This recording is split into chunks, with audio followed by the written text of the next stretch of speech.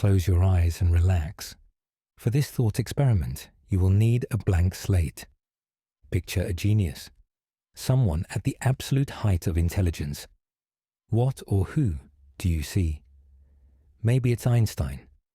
White hair, wild in every direction, scribbling something incomprehensible on a chalkboard. Some ancient math language you vaguely remember from high school. An equation that somehow unlocks the universe. Or maybe it's an FBI profiler, staring at a wall full of red string, fingerprints, maps, conjuring up connections no one else sees, making that last-second call that saves a life. Or maybe it's a rocket engineer, tinkering, tightening a bolt on a machine you don't understand, but you know instinctively that this person is helping us escape a dying Earth, that this person is one of the few who can build what matters. Now, think deeper. Step back from your adult self. These are the visions of genius you've been taught to revere. But what did genius look like when you were a child? Maybe it was still Einstein, framed on the wall of a classroom. Maybe it was the founding fathers, sitting in wigs and candlelight, designing a country. Or maybe it was your teacher. They always knew the answer. They had it before you even finished the question, like a walking encyclopedia that somehow knew everything. In this episode of Black Screen Archive, we're going to start pulling on that thread, because in the West, we grow up believing in a very specific kind of intelligence. IQ, precision, logic, the kind of intelligence that builds bridges, that discovers vaccines, that flies planes and lands rockets and makes logical decisions under pressure. We are told, these people shape the world. They are who we trust when someone we love is sick. They are who we believe in when we don't know what to do. And they are who we assume must have built the world we live in. So now, with your eyes still closed, try to draw one of those people. Boil them down to their simplest form. When did they know they were intelligent? When did you know you were? Was it first grade? When math came easily? When you understood things quicker than the other kids? When a parent said, "You're gifted"? When your teacher asked you to explain it to the class? When college classes made sense before the lectures even started? What did that mean for you? Or maybe more importantly, what did it mean about the way you perceive someone else? Would it be that far-fetched to say that deep down, you felt like intelligence meant value? That IQ, or whatever we choose to call it, kind of whispered something about a person's potential. Not in a cruel way, not in a way that anyone would say out loud, but quietly, under the surface, like intelligence was the ticket to a better life, a higher ceiling, a sharper fate. Because if we zoom out just a little, almost everything around us, every system, every institution, every judgment, it all pulls its value in some way from the institution of intelligence, from the belief that some minds are just wired to go further. That genius moment, that flash of clarity, it's like seeing someone unwrap a gift that most people don't get. You don't resent it, you just notice it. Their brain runs a few more horsepower, and that means something in a world like ours. And it's not just a belief. We built around it. Standardized tests, gifted programs, honors tracks, IQ measurements, college admissions rubrics. But it doesn't stop at schools or tests. Intelligence has become a currency, one we trade in constantly, without even realizing it. Think about how we treat work. Not the jobs that sound impressive on resumes. The other ones. The jobs we don't aspire to. We never say it outright. But listen to the way we talk about a fast food worker, or a janitor, or a grocery clerk. We don't just think they're underpaid. We subconsciously assume they're less intelligent or less able. The job isn't just about what they do. It becomes a signal about who they are, how smart they must be, what they must have scored on a test, what kind of school they went to or didn't. It's the unspoken IQ caste system, the one where a suit equals sharpness and a name tag equals failure. But think about that for a second. Are those jobs really dumb? Or have we just decided that cognitive performance is what makes a life valuable? We don't mock billionaires for not being kind. We worship them for being brilliant. We don't ask if our leaders are decent. We ask if they're smart enough to run things. And when someone does a job that doesn't require a degree or a spreadsheet or a 140 IQ, we assume they missed the train. We don't always say it out loud, but the hierarchy is baked in. We've equated intelligence with potential and equated potential with worth. And so the jobs that keep the lights on, that move the trucks, that build the scaffolding for everything else, they don't just get paid less, they get respected less, because we don't see labor anymore. We see IQ proxies. So much so that we teach our kids that intelligence is destiny.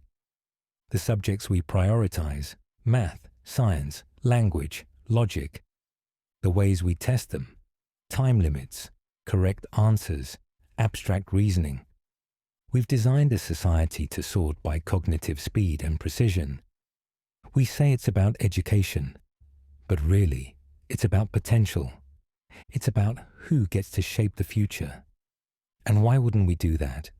Intelligence is the thing that seems to separate us from everything else. Animals can survive. We can think.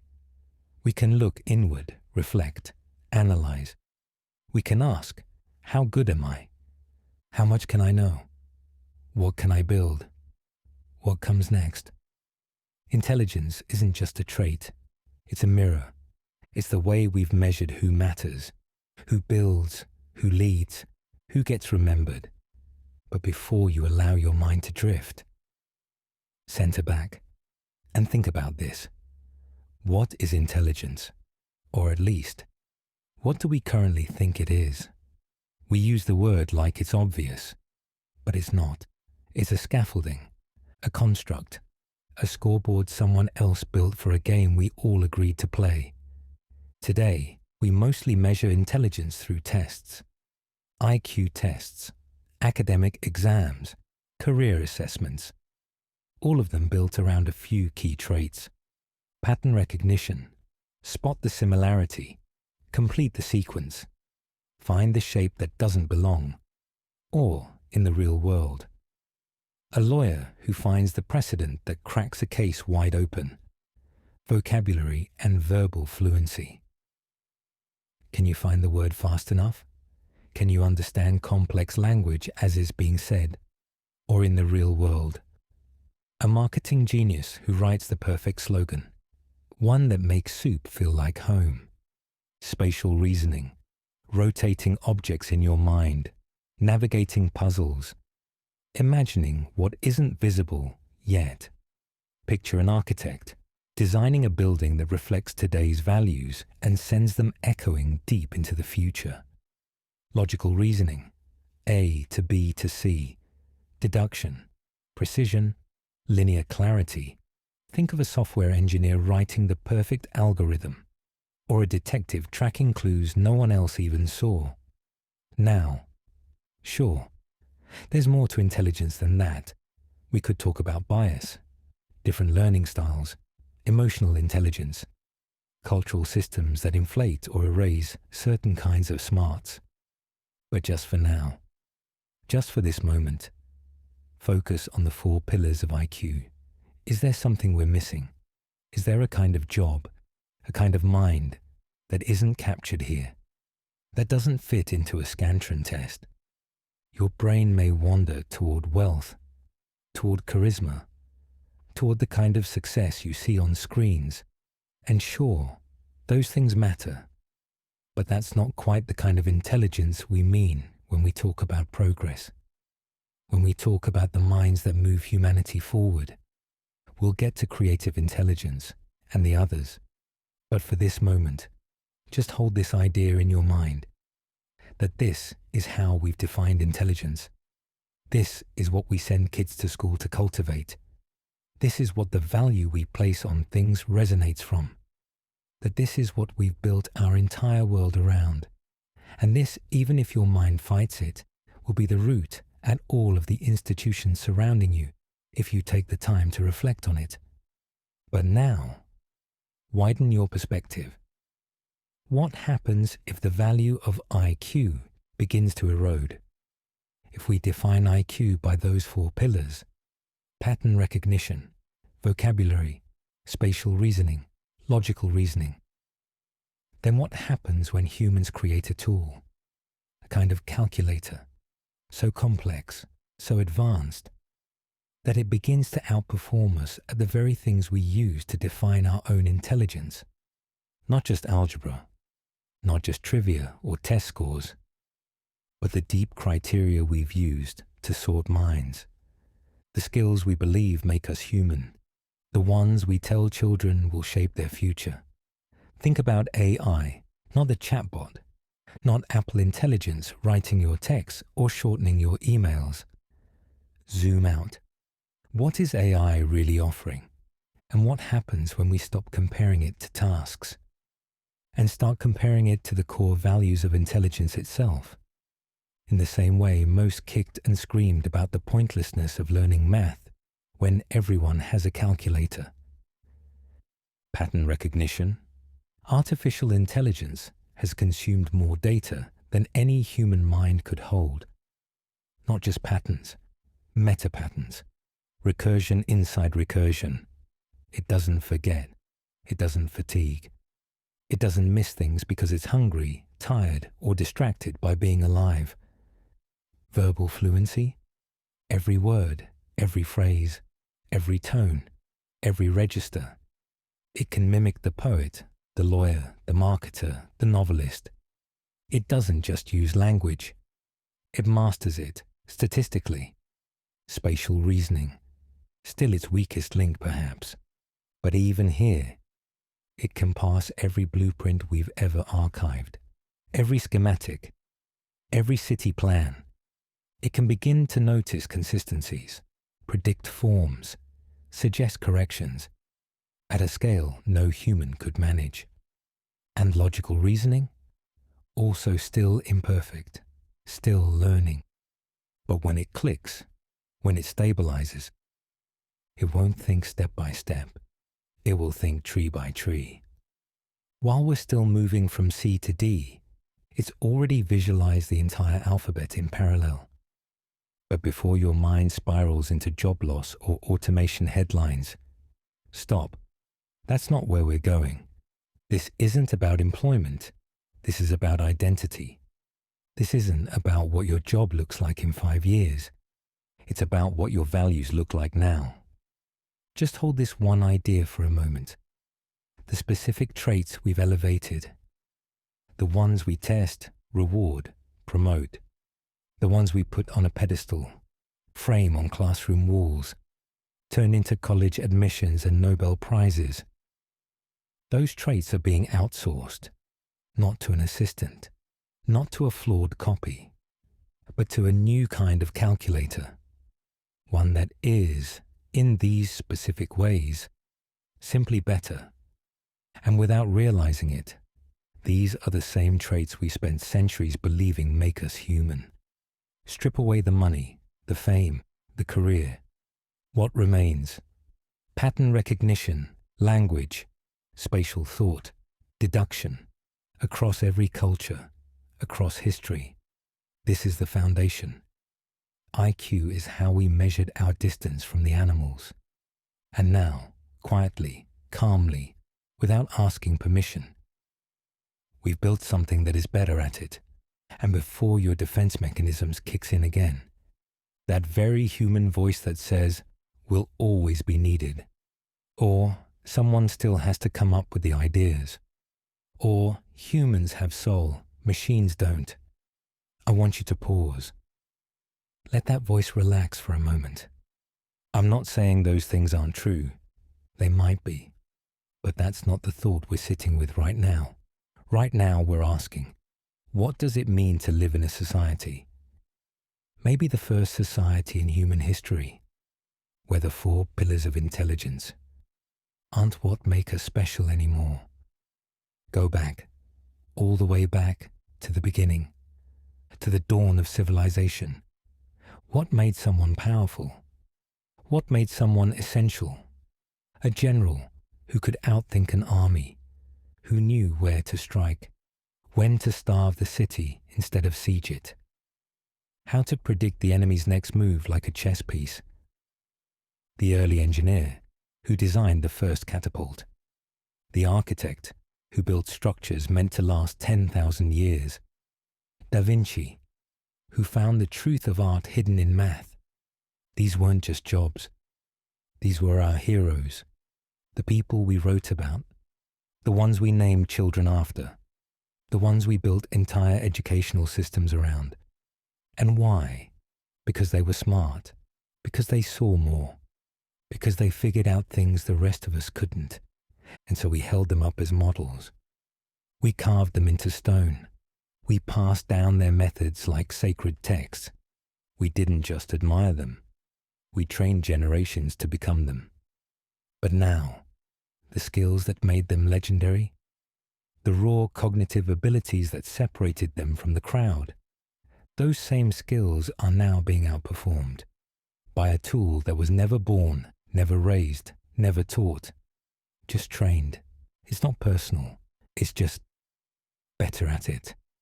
We're still writing stories about heroes. We're still naming kids after Einstein.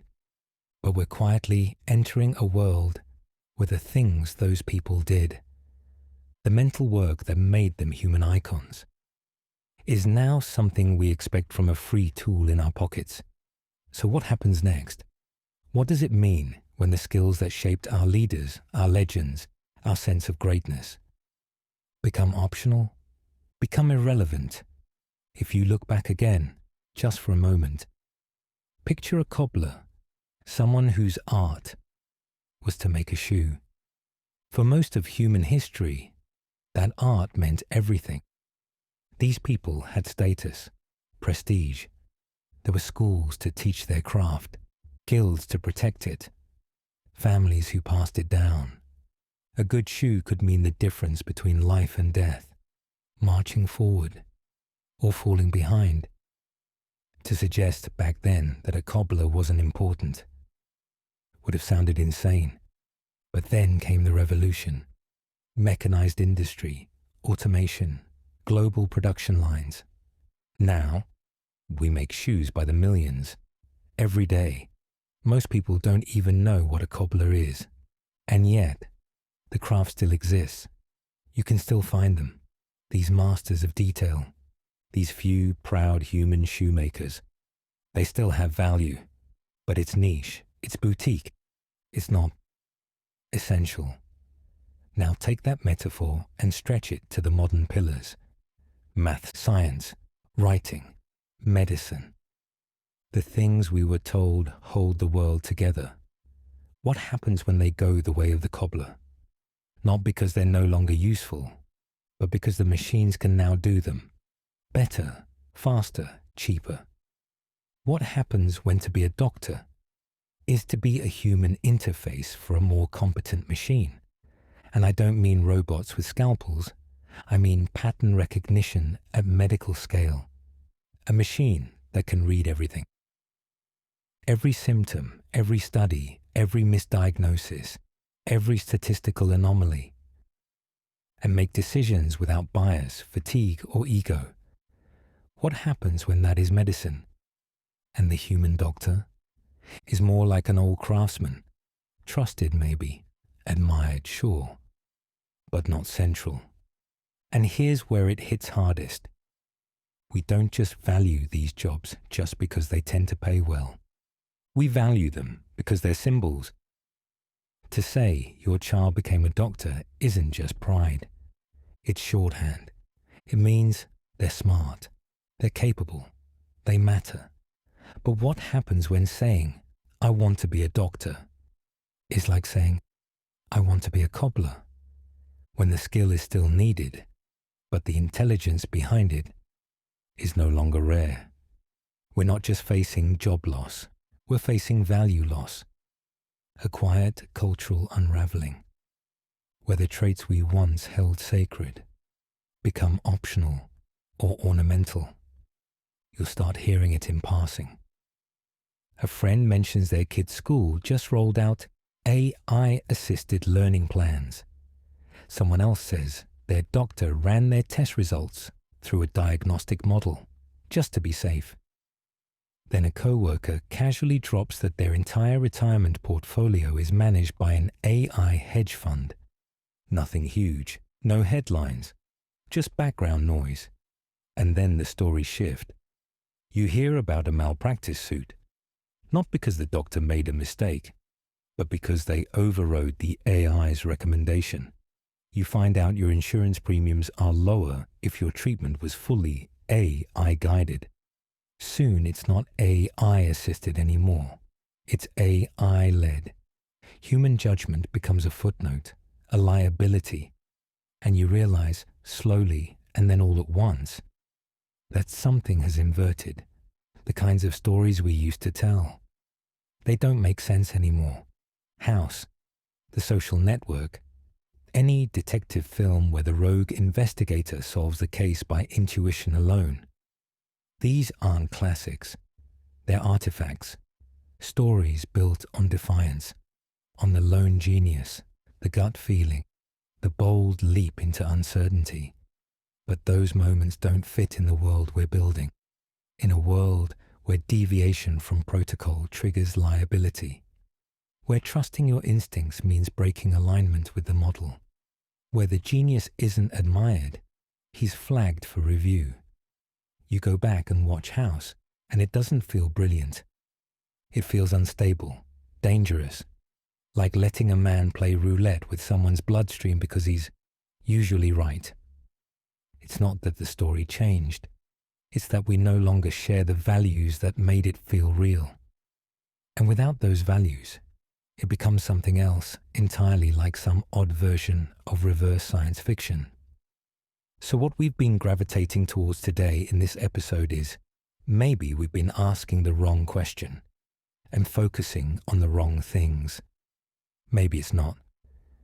Will artificial intelligence replace us? Or how will this affect my job?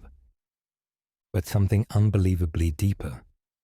If traditional intelligence is no longer our pedestal or landmark of what makes us, what replaces it? Now take a breath. Let this idea settle, because it might be the defining conflict of the next chapter of human history. If intelligence, at least the kind we've built civilizations around, is no longer what separates us from animals, then what separates us from the humans who built their entire identity on it? That pedestal we've been talking about. What happens when it's gone?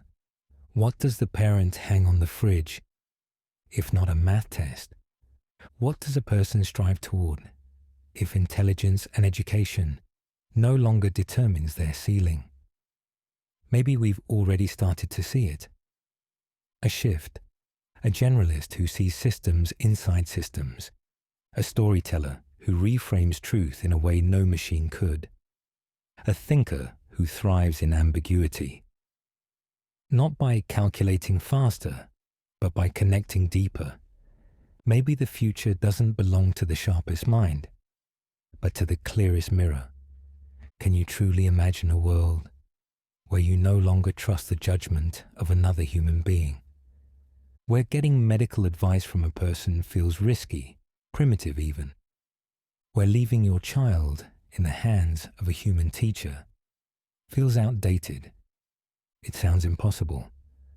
But that shift might not come with sirens or headlines. It might arrive quietly, subtly, until it just feels normal. And when we look at the animal kingdom, we don't judge insects for trusting their queens. We don't judge dogs for following their owners. Could that be us? Could we become a species that doesn't lead with intelligence, but defers to it? We used to revere Newton, Curie, Einstein. Maybe now we begin to revere the Freuds, the Sontags, the types of intelligences that are now viewed as secondary or tertiary, not for how they solve problems, but for how they name them, for how they sat with questions that didn't need answers, just witnesses. Maybe, for the first time in history, humans will have space to think about thinking, because the machines will be too busy doing.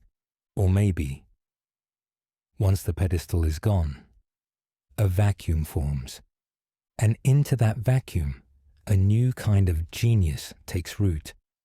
Not the thinker, not the builder, but the one with the most reach, the most power, the richest voice, amplified loudest. Because if there's no ladder to climb, then the ones already at the top get to redraw the map. Maybe intelligence collapses into performance, into physicality. Maybe manual skill returns to center stage. You run the fastest. You charm the crowd. You build something real with your hands. Maybe school disappears. Maybe trades replace curriculum. Maybe being a generalist becomes a liability, not a virtue. Maybe we abandon the idea of potential altogether, because there's no longer a way to measure it. The truth is, we don't know. We can't know. We know there is a light in us that you just can't replicate. We know the deep truth that our minds have yet to fail us when looking for the next new thing. And perhaps we just need time. But right now, all we can do is reflect, ask the right questions, and try not to lose ourselves in the vacuum. So as we close this thought experiment, let's not end with a thesis. Let's end with a question, a simple one, a guiding one. The smartest thing in the room, at least the way we've always defined it, may no longer be human. And just like that, the burden of being the most intelligent species is no longer ours, not because we lost it, but because we gave it up. So now we ask, if we're no longer the smartest thing in the room, and if being smart is no longer what makes us human, then what do we become? And who decides what that means?